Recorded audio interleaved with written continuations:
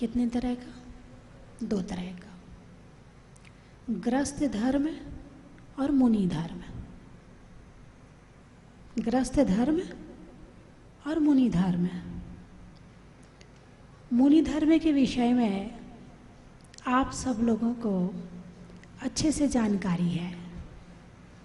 जहाँ त्याग का महत्व है, जहाँ संयम का सबसे ज़्यादा महत्व है, जहाँ 10 धर्मों का महत्व है, जहाँ पर त्याग, तप, संयम और साधना का महत्व है, वो है मुनि धर्म। वहाँ पर सांसारिक क्रियाओं का महत्व नहीं है। लेकिन जहाँ धर्म के साथ साथ सांसारिक क्रियाएं भी होती हैं, उसे कहते हैं गृहस्थ धर्म। सबसे बड़ी बात तो आप देखिए, गृहस्थ को भी धर्म कहा है। मुनि तो धर्म है ही, मुनि का धर्म तो है ही, लेकिन गृहस्थ घर में रहने वाला 2 बार खा रहा है, बच्चों का पालन पोषण कर रहा है, पैसा कमा रहा है, रिश्तेदारी चला रहा है, जन्म जरा के साथ में सारी क्रियाएं कर रहा है, उसके बाद भी उसे कहा है गृहस्थ धर्म। यदि गृहस्थ धर्म है तो मुनि धर्म है, और गृहस्थ धर्म नहीं है तो मुनि धर्म भी नहीं रहेगा। बोलिए ऐसा है कि नहीं है? गृहस्थ धर्म है तो दान की परंपरा चलेगी, गृहस्थ धर्म है तो आहार दान की परंपरा चलेगी, गृहस्थ धर्म है तो मंदिर बनाने की परंपरा चलेगी, गृहस्थ धर्म है तो साधु संतों की सेवा और वैयावृत्ति चलेगी, और गृहस्थ धर्म नहीं है तो फिर सेवा नहीं होगी, और जब आहार दान नहीं होगा तो मुनि धर्म कैसे चल जाएगा? इसलिए गृहस्थ को भी अपने धर्म का पालन जरूर करना चाहिए।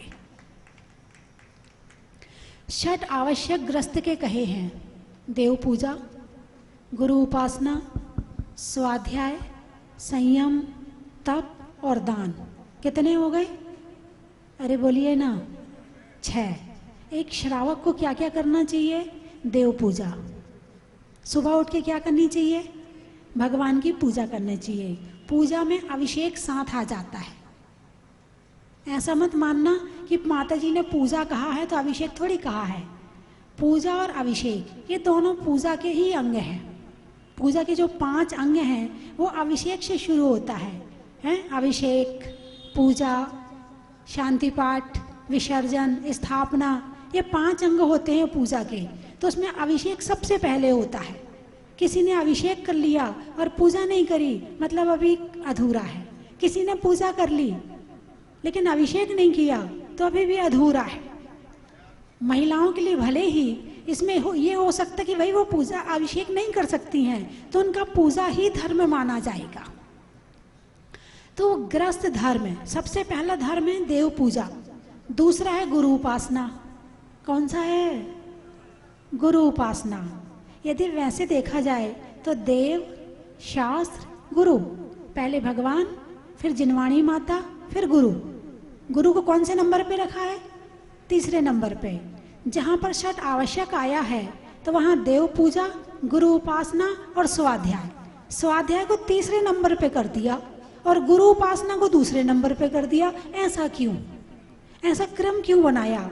क्योंकि जो गुरु उपासना करता है उसका स्वाध्याय तो अपने आप हो जाता है। जो गुरु की संगति में रहता है बिना कुछ किए वहाँ स्वाध्याय हो जाता है। एक होता है कि शास्त्र को बैठ करके पढ़ना, और एक होता है साधु संतों को पढ़ना। वो कैसे चल रहे हैं, वो कैसे बोल रहे हैं, वो कैसे चर्चा कर रहे हैं, वो क्या चर्चा कर रहे हैं, वो क्या, मतलब उनके जीवन को देख करके शिक्षा लेना, ये भी स्वाध्याय का एक अंग है। बहुत लोग कहते बोले माता जी आपको देख के तो हम बहुत सुधर गए। भाई तुम कैसे सुधर गए मुझे देख करके? बोले आप गुस्सा नहीं करती हो, आप कोई कैसा भी आ जाए, कुछ भी चर्चा हो रही हो, आप बड़ी शांति से जवाब देती हो। तो आपको देख देख के हमें भी ऐसा लगा कि हमें भी ऐसे शांति से रहना चाहिए, हमें ही इस तरह से बोलना चाहिए, हमें भी इस तरह से विनय पूर्वक बोलना चाहिए, हमें किसी का अपमान नहीं करना चाहिए। आपके पास आके देख देख के तो हमने यही बात सीख ली। स्वाध्याय हुआ कि नहीं हुआ?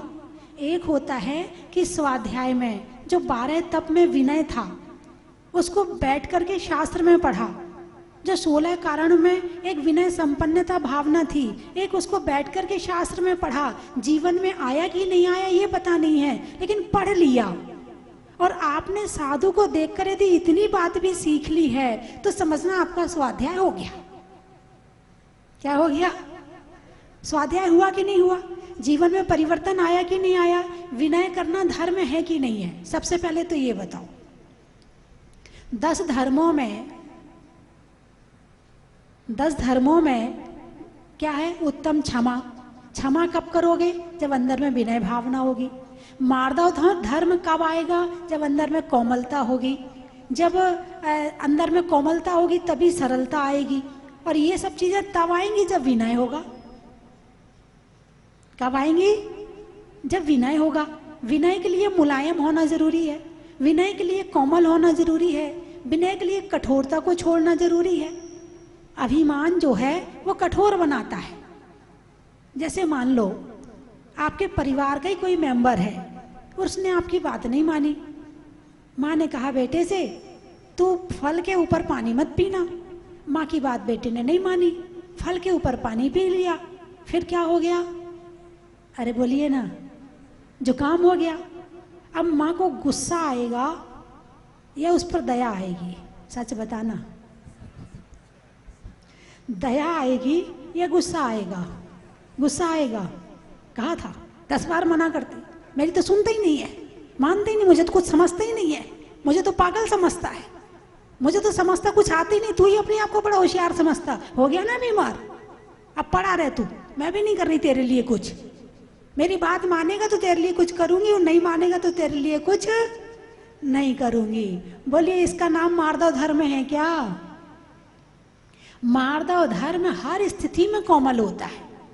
गलती तुम्हारी बात मान के करे और चाहे ना करे, यदि उसको कष्ट हुआ है तो तुम्हारी दया उसकी तरफ बहेगी, तुम्हारा भाव, तुम्हारी कोमलता उसकी तरफ बहेगी कि देख पहली बात तो मेरी बात नहीं मानी और अब बीमार हो गया, कोई बात नहीं बेटे अब मान लिया कर, है ना। इतना तो कहेगी कम से कम, इतना तो छोड़ने वाली है नहीं है। चाहे कैसी भी माँ हो, कितनी भी कोमल माँ हो, इतनी बात तो छोड़ेगी नहीं। देख बेटे अब नहीं मानी ना, देख तूने अब की बार तो मेरी बात अब मान लिया कर, जैसा मैं कहूँ ना वैसे ही किया कर। उस समय तो बेटा हाँ हाँ कर देगा क्योंकि उसे अपनी सेवा करवानी है, और जैसे ही ठीक होगा फिर शुरू हो जाएगा, अरे मम्मी तुम कुछ भी कहती रहती, तुम्हें तो पता ही नहीं है कुछ भी। फिर शुरू हो जाते हैं दोनों, वो बात नहीं मानने को शुरू हो जाता है और ये बात मनवाने के लिए शुरू हो जाती है। तो जो 10 धर्मों में भी विनय नाम का धर्म नहीं लिया है, लेकिन इशारा भी विनय की तरफ ही है। जो 12 तप में है, 6 आवश्यक के जो अंतरंग तप हैं 6, उसमें विनय तप लिया है। विनय को तपस्या कही है। क्या कहा है? अरे बोलिए ना, तपस्या कही है, ठीक है। और देव पूजा, गुरु उपासना, स्वाध्याय, संयम, तप। ये मत सोचना कि तपस्या करना केवल साधु के ठेके में है। भगवान महावीर ने श्रावक के लिए भी 12 तप बताए हैं। उसको भी अनशन, उनोदर, व्रत परिसंख्यान, रस परित्याग, विविक्त संयासन, काय क्लेश, स्वाध्याय, प्रायश्चित, विनय, वैयावृत्ति, व्युत्सर्ग और ध्यान, ये सारे तप एक श्रावक को भी करने चाहिए। जो श्रावक भगवान महावीर की बात को मानकर ये सारों तपों को करता है, उसके घर में शांति रहती है। अरे बोलिए ना, यदि 12 तप में से विनय तप ले लो, चलो उपवास नहीं कर रहे, कोई बात नहीं है। तुमसे एक आसन भी नहीं हो रहा, चलो कोई बात नहीं है। चलो तुम घी नमक भी नहीं छोड़ पाते हो, चलो कोई बात नहीं है। तुम काय क्लेश भी नहीं कर पाते, गर्मी में गर्मी सहन नहीं कर पाते, सर्दी में सर्दी सहन नहीं कर पाते, बारिश में बारिश सहन नहीं कर पाते, काय क्लेश नहीं कर पाते, कोई बात नहीं है। चलो तुम और तप नहीं कर पाते, एक तप तो कर सकते हो, विनय तप। कौन सा तप? विनय तप। विनय तप यदि आपके पास में है तो बाकी तप अपने आप धीरे धीरे चले आएंगे, क्योंकि विनय तप आ गया तो मन कोमल हो जाएगा, और कोमल मन में गुण ग्रहण का भाव रहता है। अभिमानी व्यक्ति दूसरों से कुछ नहीं सीख सकता है, वो तो केवल दिखाना चाहता है, मेरी देख लो, मेरी सुन लो, मैंने क्या किया है, मैंने ऐसा ऐसा किया। लेकिन जो विनयवान होता है वो गुणग्राही होता है, वो सबके प्रति विनय भाव से भरा होता है, और जिसके अंदर अच्छे गुण होते हैं वो ले लेता है, और जो नहीं होते हैं उसे छोड़ देता है। तो ग्रस्त को धर्म कहा है। क्या कहा है? धर्म। घर में रहकर जो इन 6 आवश्यक का पालन करता है, जिसके घर में धर्म होता है उसके घर में शांति होती है, और जिसके घर में धर्म नहीं होता है उसके घर में शांति भी नहीं होती है। क्योंकि जहाँ धर्म है वहाँ शांति है। धर्म का क्या काम है? अरे बोलिए ना, धर्म का क्या काम है? शांति देना। धर्म का क्या काम है? शांति देना। और यदि शांति नहीं मिल रही है इसका मतलब, अरे बोलिए ना, यदि आपके अंदर में शांति नहीं आ रही है इसका मतलब धर्म नहीं है, कहीं ना कहीं उसमें डिफेक्ट हो रहा है, कहीं ना कहीं उसमें गड़बड़ हो रहा है। और यदि आप में शांति है तो धर्म है। मोटी मोटी परिभाषा धर्म की जान लो। धर्म से क्या मिलता है? धर्म से शांति मिलती है। शांति है नहीं है तो धर्म भी नहीं, आपकी बात नहीं कर रही। आप तो बस सारे सभी के सभी बड़े शांतिमय मुख मुद्रा में बैठे हैं। आपके चेहरे पर बड़ी कोमलता लग रही है, आपके चेहरे पर बड़ा विनय भाव झलक रहा है। एक विनय नाम का तप जिसने कर लिया ना, विनय महाधारे जो प्राणी, शिव वनिता की सखी बखानी। विनय तप यदि पूर्ण रूप से आ गया ना, मोक्ष का रास्ता वहीं से खुल जाएगा। सारे तप अपने आप होने लगेंगे, बाकी भावनाएं अपने आप आने लगेंगी। विनय तप एक बहुत बड़ी चीज है। परिवार में रहते तो सारे लोग हैं, रिश्ते तो सारे बहुत सारे बना लेते हैं, मगर निभाना बड़ा कठिन होता है। रिश्ता बनाना सरल है लेकिन रिश्ता निभाना, अरे बोलिए ना, हाँ, रिश्ता बनाने के लिए प्रेम चाहिए लेकिन रिश्ता निभाने के लिए विनय चाहिए। विनय है तो रिश्ता निभेगा, और विनय नहीं है तो रिश्ता भी नहीं निभेगा।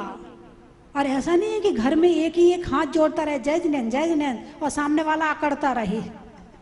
हाँ, ऐसा भी नहीं हो सकता है, क्योंकि तुम ग्रस्त हो।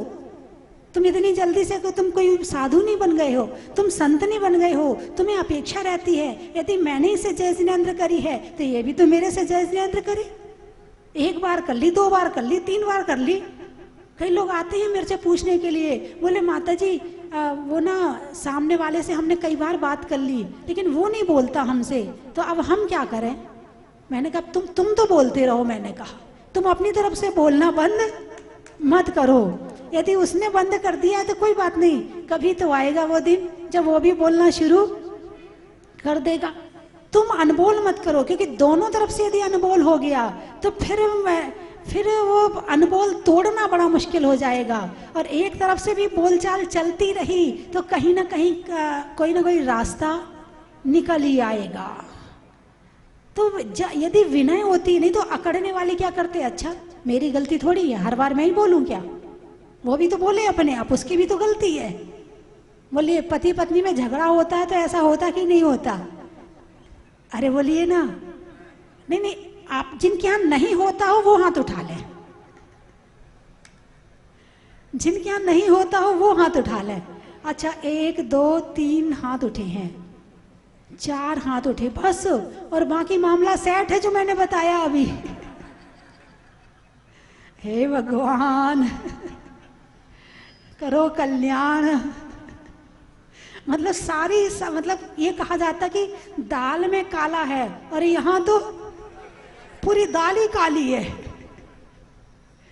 नहीं, इतने सारे प्रवचन सुनते हो आप, इतने मंदिर जाते हो, इतना धर्म करते हो, इतनी पूजा करते हो, इतना पाठ करते हो, इतना सब कुछ करते हो, कम से कम यहाँ तो थोड़ा सा अपने आप को कोमल बनाओ, थोड़ा सा अपने आप को नरम बनाओ। मुझे तो लगता है कि सामने वाला जो ऐसा है ना, तो मुझे उस पर दया आती है। यदि मैं अपनी बात बताऊं तो आप भी दया करना शुरू कर दोगे क्या? अरे बोलिए ना। हैं, देखो सामने वाला यदि नहीं बोल रहा है तो बेचारा कष्ट में है कि नहीं है? अरे बोलिए ना। बिना कष्ट कोई ऐसा हो सकता कि आपसे ना बोले? जो आपसे प्रेम करता है, जो आपके साथ रहता है, जो आपके लिए दिन भर काम करता है, और वो आपसे नहीं बोल रहा है, तो उसके दिल में पीड़ा है कि नहीं है? कहीं ना कहीं तो पीड़ा है, वो तभी तो आपसे नहीं बोल रहा है। अच्छा, जब पीड़ा है उससे कहेंगे कि भाई क्या हो गया? कुछ नहीं हुआ, तो बोल तो रहे हैं, वो उत्तर ऐसे ही देगा। आपके साथ भी ऐसे ही है क्या?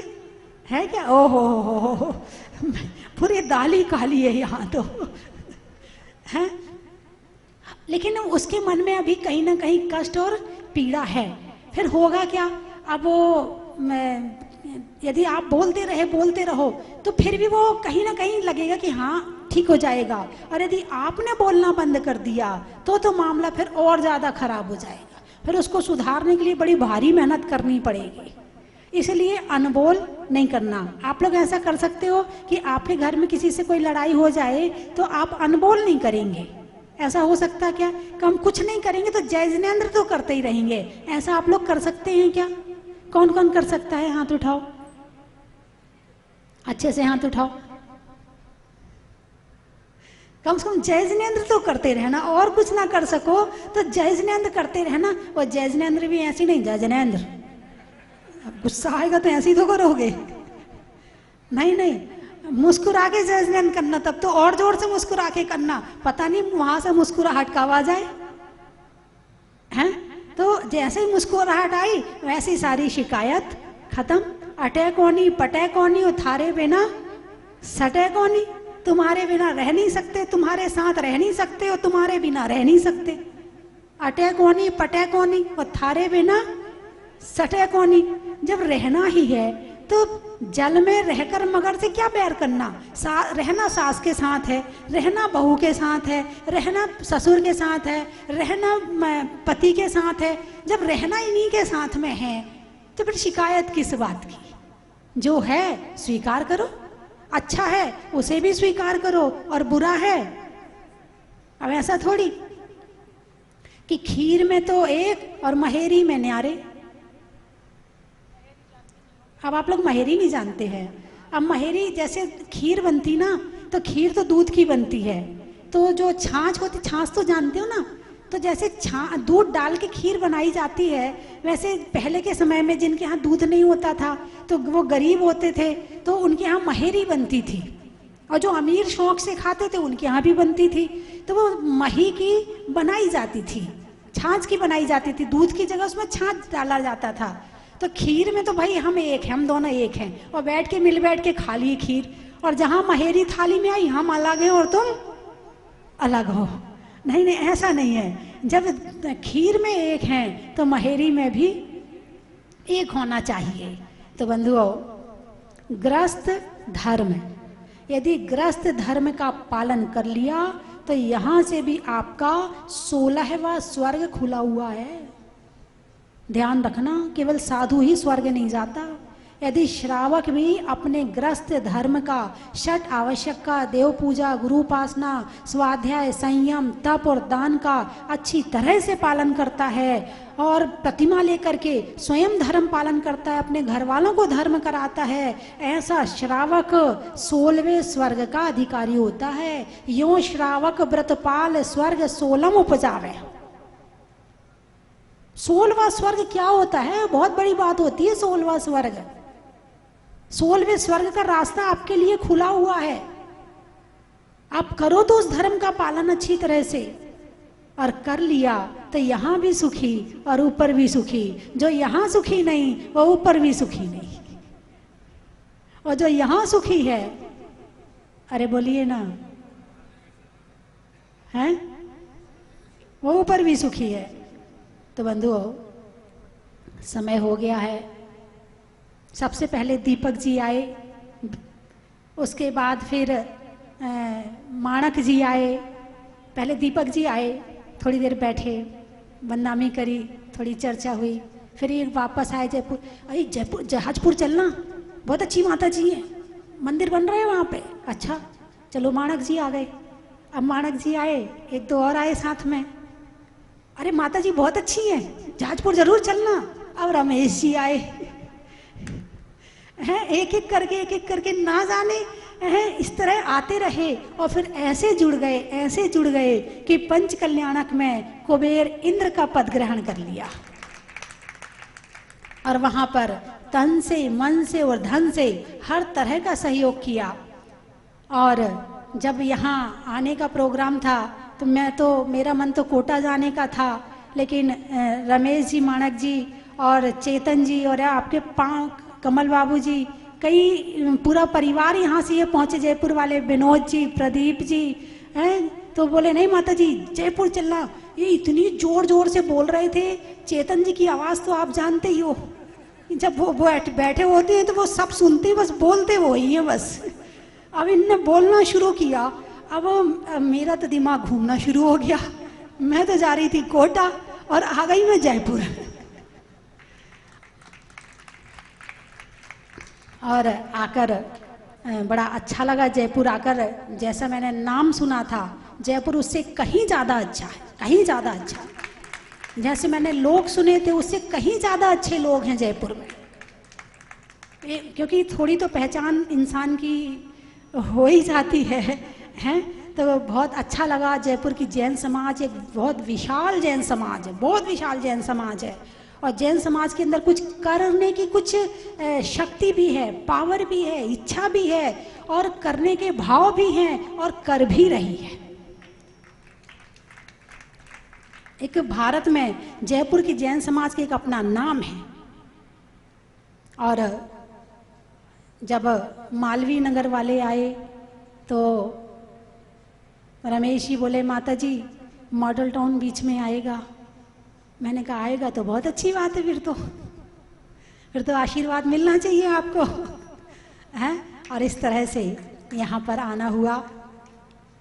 और अभी विश्वविद्यालय से भी राजीव जी जो वहाँ के चांसलर हैं वो भी कई बार आ चुके, और वहाँ जाने के लिए कि माता जी एक दिन का प्रोग्राम, पूरे दिन का प्रोग्राम आपका वहाँ विश्वविद्यालय में रखना है। और जैसा मुझे बताया कि जैन साधु का प्रोग्राम पहली बार वहाँ पर होगा। MNIT से भी एक दो भक्त पीछे लगे हुए हैं कि आपको वहाँ भी चलना है, तो एक दिन प्रोग्राम वहाँ भी रहेगा। अब देखो जयपुर में कहाँ कहाँ प्रोग्राम होता है, पता नहीं मुझे कहाँ कहाँ भक्त ले जाएंगे और कहाँ कहाँ धर्म की प्रभावना होगी। क्या होगी? जैन धर्म की प्रभावना होगी। मेरा मतलब ये है कि मैं नहीं जा रही हूँ, जैन धर्म जा रहा है। जब भी रास्ते से साधु निकलता है तो उन्हें नाम नहीं पता कि ये कौन सी माता जी हैं, कहाँ की माता जी हैं। सामने वाला, देखने वाला तो एक ही बात कहता है, ये जैनियों की माता जी है।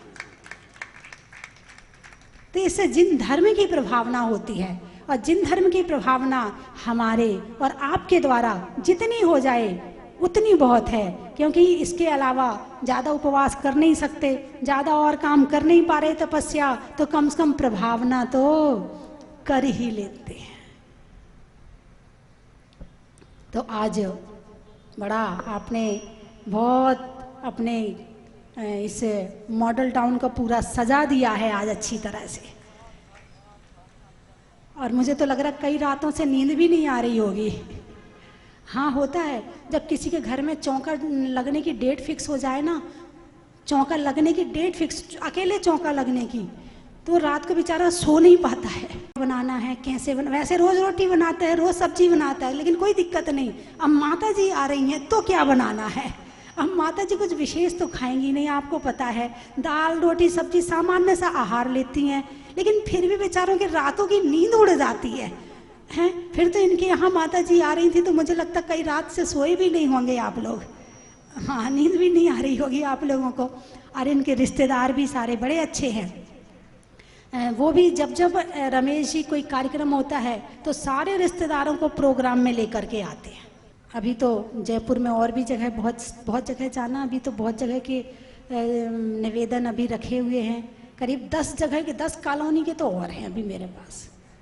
अब देखो कि होता क्या है, कब कहाँ जाती हूँ, क्या होता है, तो आगे आगे प्रोग्राम बनाते जाएंगे, आगे आगे चलते जाएंगे। न्यू लाइट कॉलोनी से भी आए, वहाँ दिगंबर और श्वेतांबर का एक मंदिर है, वो भी कह रहे माता जी हमारे यहाँ चलो।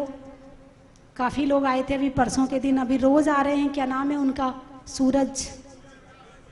सूर्य प्रकाश जी। न्यू लाइट नाम भी सूर्य प्रकाश है और कॉलोनी का नाम भी न्यू लाइट है। देखो कैसी मैचिंग होती है। तो अच्छा लगा मुझे यहाँ आकर के। और शाम का भी प्रोग्राम है क्या? तो शाम को कौन आएगा? सब आएंगे? शाम को कौन कौन आएगा? एक बार हाथ उठा के तो बता दो, मैं देख तो लूँ। बहुत बढ़िया, फिर तो शाम को प्रोग्राम करना पड़ेगा। अभी कुछ ऐसे भी हैं जो सुबह जल्दी चलेगा वो शाम को लौट के आएंगे, कुछ ऐसे हैं जो सुबह नहीं आ पाए वो शाम को आएंगे, कुछ दोनों टाइम आएंगे।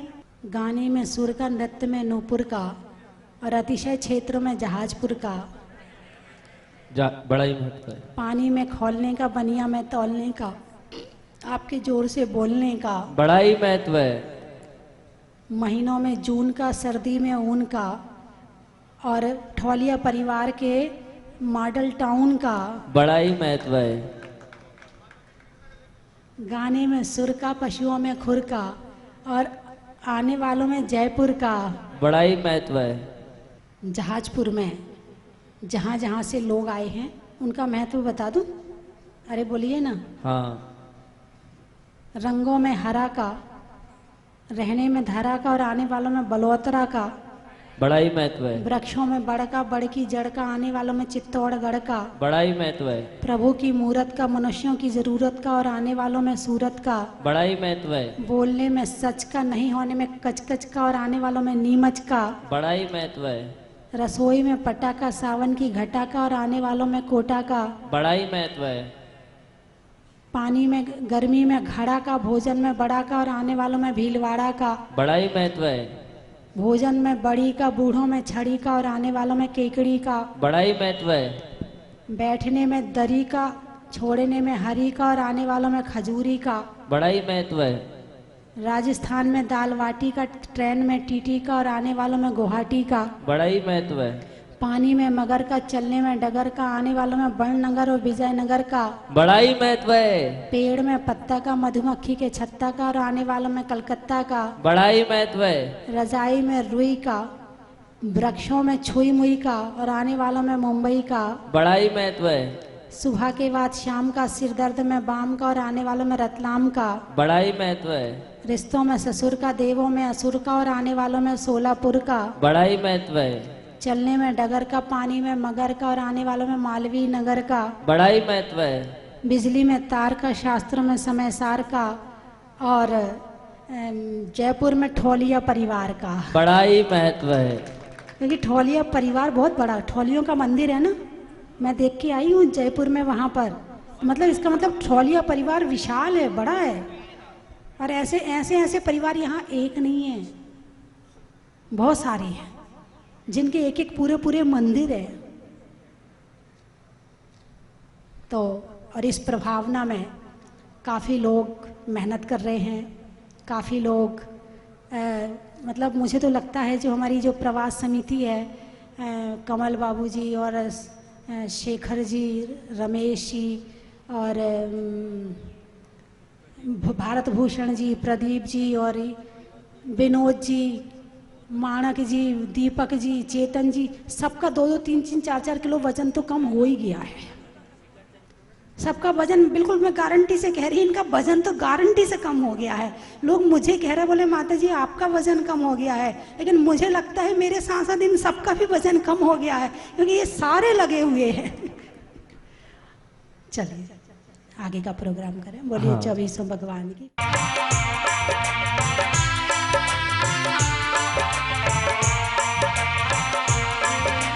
चलो रे चलो रे चलो, चलो रे चलो रे चलो, चलो जहां। नमो आयरियाणम, नमो वजायनम, माता जी की जय।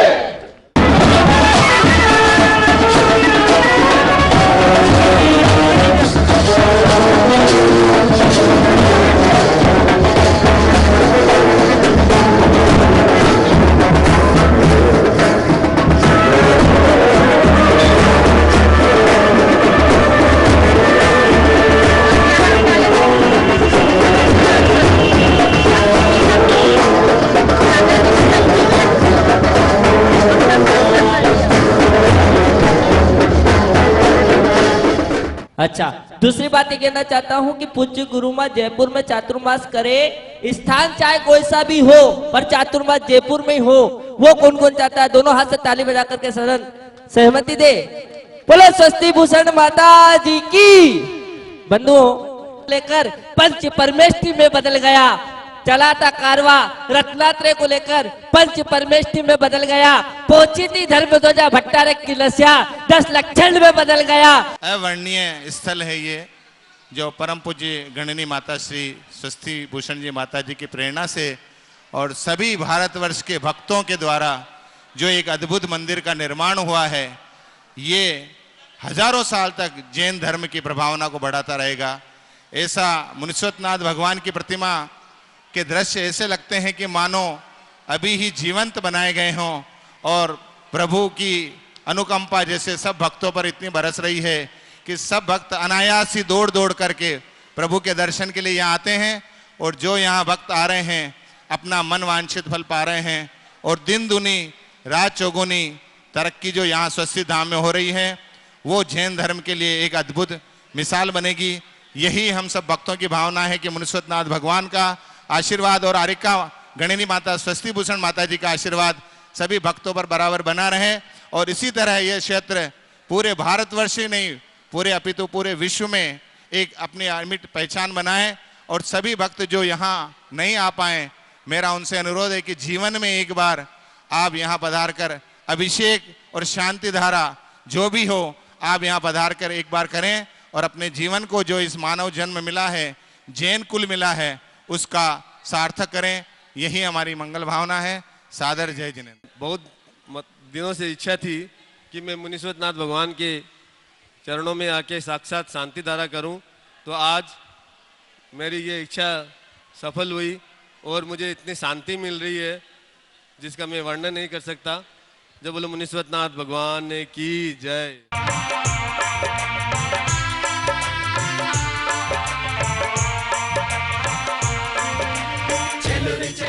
चन की थाल को सजाओ रे आज, रत्नों की थाल को भर लाओ रे आज।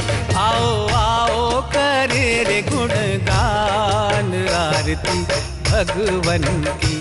आओ आओ करे गुणगान आरती भगवन की। आओ आओ करे रे गुणगान आरती भगवन की।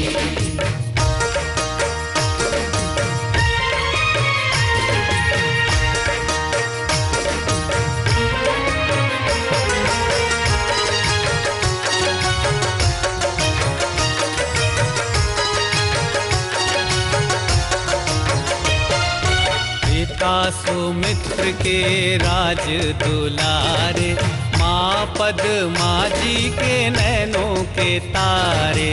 पिता सुमित्र के राज दुलारे, माँ पद्मा जी के नैनों के तारे। राजगृही में जन्म लियो आप, राजगृही में जन्म लियो आप। आओ आओ मनाए खुशी आज आरती भगवन की। आओ आओ।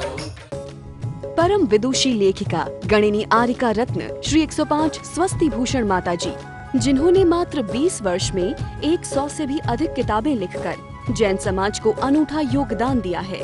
बड़े बड़े विधान जैसे कल्पद्रुम महामंडल विधान, सिद्ध चक्र महामंडल विधान, इंद्रध्वज महामंडल विधान एवं विशेष जिनपद, पूजांजलि आदि महत्वपूर्ण साहित्य बहुत ही सरल व सुबोध शैली में लिखे हैं, जिसमें गद्य एवं पद्य साहित्य भी समाहित है।